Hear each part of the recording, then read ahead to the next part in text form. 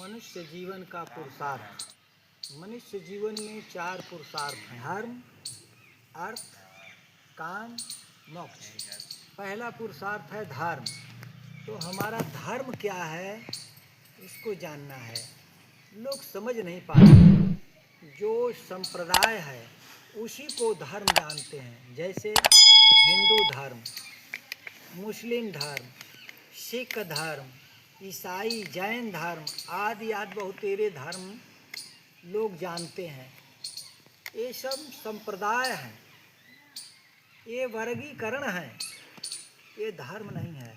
धर्म क्या है? सारे ग्रंथों का निचोड़। परहित सरिस धर्म नहीं भाई, पर पीड़ा शम नहीं अधमाई। जीव पर दया करना, जीव का हित करना, ये परम धर्म है। इसके खिलाफ पाप है, अधमाई है। हम सबका धर्म है परहित, सत्य। हमारा धर्म है सत्य, परहित। सत्य को जान लेना बहुत बड़ा धर्म है। और सत्य को जानने के लिए जितने उपाय हैं वो भी उसी के अंतर्गत आते हैं। सत्य को जानने के लिए जो उपाय किए गए वो भी धर्म के अंतर्गत ही है। इसलिए सत्य को जानने के लिए अनेकों कर्म किए जाते हैं, अनेकों उपाय किए जाते हैं, सो धर्म ही है। तो इस तरह से धर्म के अंतर्गत हमें सारे काम करने चाहिए। धर्म के अंतर्गत भोजन करना है, धर्म के अंतर्गत हमें दुनिया का काम करना है, धर्म के अंतर्गत धन कमाना है, धर्म के अंतर्गत हमारा जो काम है वो भी है। और इसके बाद लास्ट में मोक्ष है। हमें दुनिया में रहना है तो धन भी कमाना है, उसको अर्थ कहते हैं। ये भी हमारा एक पुरुषार्थ है। यदि धन के लिए कोई नहीं मेहनत किया तो भी कायर है, वो भी अपने धर्म का पालन नहीं किया, अपने पुरुषार्थ का पालन नहीं किया। इसलिए धन कमाने के लिए कहे हैं कि जग में 2 का महत्व ज़्यादा है। किसका? रुपया का और राम का। जग में 2 बड़े, एक राम एक दाम।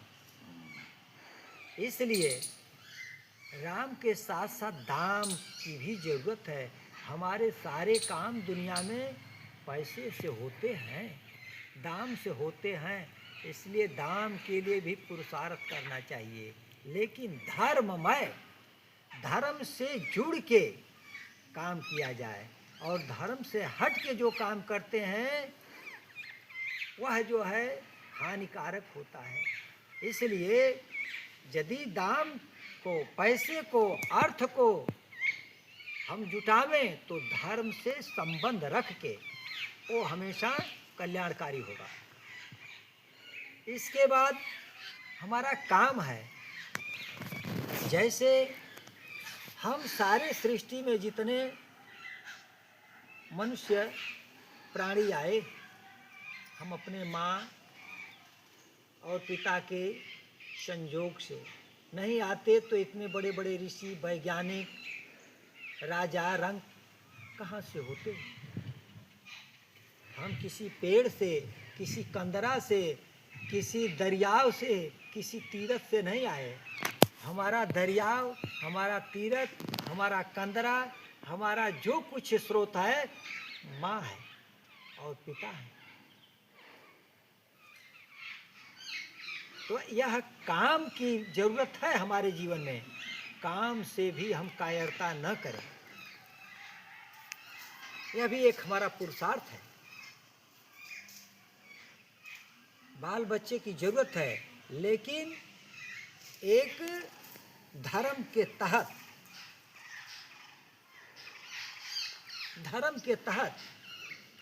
ये भी एक हमारा पुरुषार्थ है। और जो इससे विरक्त पुरुष हैं उनकी बात छोड़िए। कुछ ऐसे लोग हैं जो कि इन सब से विरक्त होते हैं, तो वो तो अपने लिए अपनी पूरा ऊर्जा झोंक दिए। लेकिन आप संसार में अपनी ऊर्जा को इन चारों पुरुषार्थों में लगाते हैं, बड़ी भाग्य है। लेकिन कुछ लोग केवल मोक्ष के लिए अपनी ऊर्जा झोंक देते हैं। कुछ हमारे ऋषि मुनि केवल मोक्ष के लिए अपनी ऊर्जा झोंक दिए, लेकिन कुछ ऐसे गृहस्थ आश्रमी हैं जो कि इन चारों पुरुषार्थों में अपनी ऊर्जा को लगाते हुए अंत में उस विरक्ति के ही पद को प्राप्त कर लेते हैं। ऐसे पुरुषार्थी धन्य हैं जो कि इन सबको करते हुए अपने चौथे पुरुषार्थ मोक्ष को प्राप्त कर लेते हैं। इस कड़ी में स्वामी सदाफलदेव सरकार ने एक कैसा अद्भुत अमृतवाणी दिया कि अद्भुत मार्ग जोग विहंगम मैं तुमको बतलाऊंगा, यदि विधिवत तू साधन करियो अमर लोक पहुंचाऊंगा। अमर लोक उस मोक्ष धाम में पहुंचाने की उन्होंने चुनौती दिया। तो इसलिए आप गृहस्थ में विरक्त बन सकते हैं और विरक्त में विरक्त बन सकते हैं। विरक्त का मतलब है रक्तमय सृष्टि से अलग होना, न कि घर द्वार को छोड़ के जंगल गुफाओं पहाड़ों में जाना। उस विरक्ति के कला को जानो। जहां रक्त न हो उसको कहते हैं विरक्त।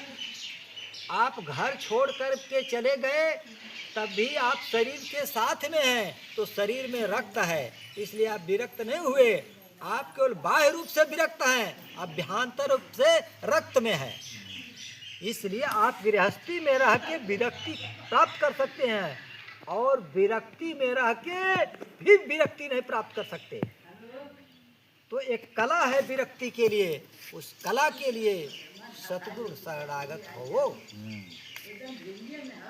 बिना सतगुरु के शरण में गए आपको विरक्ति का ज्ञान नहीं हो सकता। उस विरक्ति के ज्ञान से ही तीर्थ का मूल फल प्राप्त होता है। विरक्ति के